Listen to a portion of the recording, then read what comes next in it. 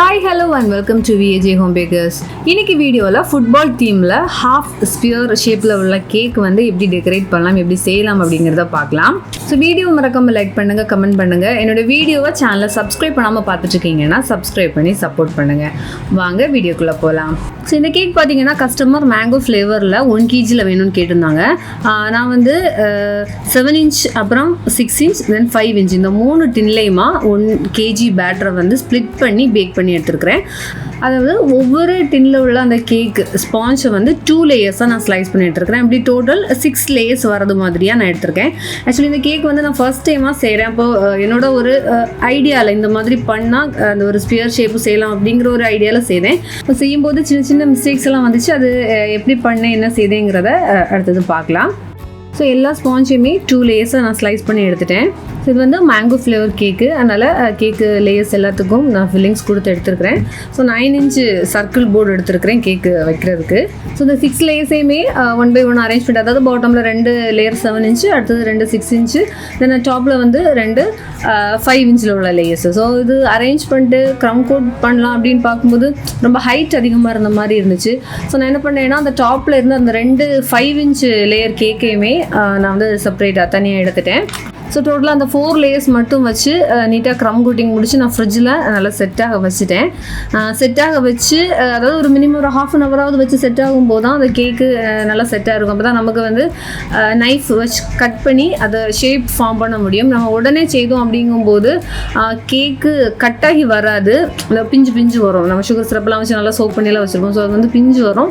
அதை அவாய்ட் பண்ணுறதுக்காக தான் க்ரம் கோட்டிங் முடிச்சு கொஞ்சம் செட் பண்ண வச்சு அதுக்கப்புறமா கேக்கு அந்த ஷேப் ஃபார்ம் பண்ணி எடுக்கலாம்.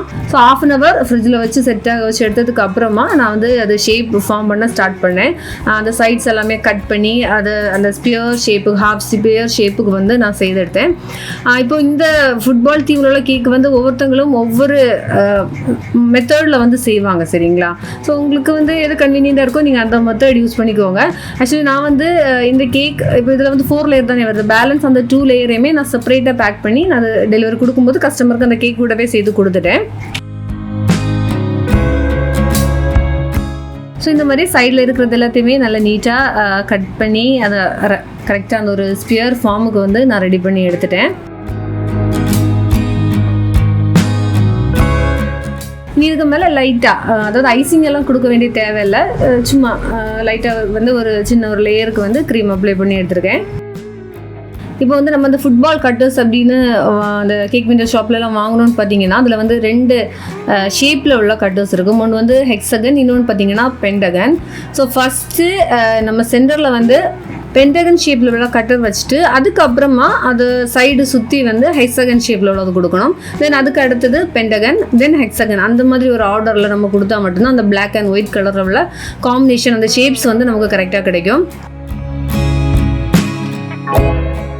ஃபஸ்ட்டு நான் கொஞ்சமாக க்ரீம் எடுத்துகிட்டு அதில் பிளாக் கலர் ஒரு ட்ராப் மட்டும் கொடுத்துருக்குறேன். ஏன்னா லைட் அந்த ஒரு கிரே கலர்லையா க்ரீம் வேணும், அதுக்காக. இது எதுக்காக அப்படின்னா அந்த ஹெக்ஸகன் பென்டகன் அந்த ஷேப்ஸுக்கு இடையில அந்த லைன் அந்த டிஃப்ரென்ஸ் தெரியறதுக்காக பார்டர் கொடுக்குறதுக்கு.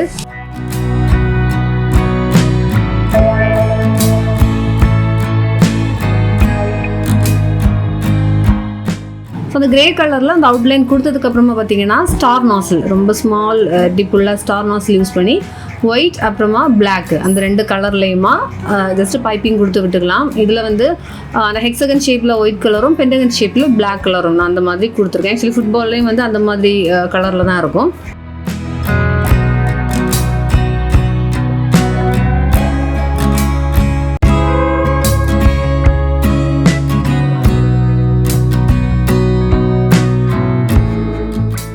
ஸோ இப்போ பிளாக் கலர் நமக்கு டார்க்காக கிடைக்கணும் அப்படின்னா கொஞ்சமாக க்ரீமில் பிளாக் நம்ம ஆட் பண்ணாலே நமக்கு நல்ல டார்க் பிளாக் கலர் வரும்.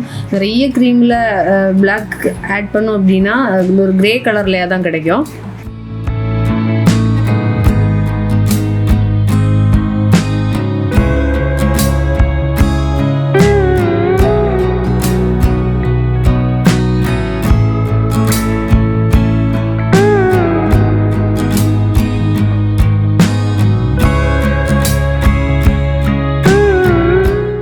ஸோ அந்த ஃபுட்பால் டிசைன் ஃபுல்லாகவே போட்டு முடிச்சதுக்கு அப்புறமா கேக் போர்டில் க்ரீன் கலர் க்ரீம் அப்ளை பண்ணிவிட்டு பேலட் நைஃப் யூஸ் பண்ணி அதை நான் ஸ்ப்ரெட் பண்ணி கொடுத்துருக்குறேன்.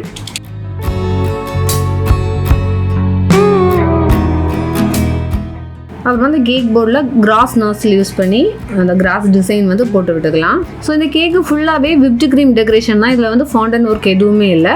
அப்புறம் நேம் ரைட்டிங் மட்டும் நான் ஃபாண்டனில் லெட்டர் கட் பண்ணி கேக் போர்டில் வச்சுருக்கேன். இந்த கேக்கில் நான் ஃபஸ்ட்டு அந்த டாப்பு 5 இன்ச்சில் உள்ள 2 லேயர்ஸ் வந்து நான் தனியாக எடுத்தேன் இல்லையா, அதை வந்து செப்பரேட்டாக பேக் பண்ணி கஸ்டமருக்கு கொடுத்தேன். ஸோ உங்களுக்கு இந்த வீடியோ கண்டிப்பாக யூஸ்ஃபுல்லாக இருந்திருக்கும்னு நினைக்கிறேன். வேறு ஒரு யூஸ்ஃபுல் வீடியோவில் மீண்டும் சந்திக்கலாம். பாய்.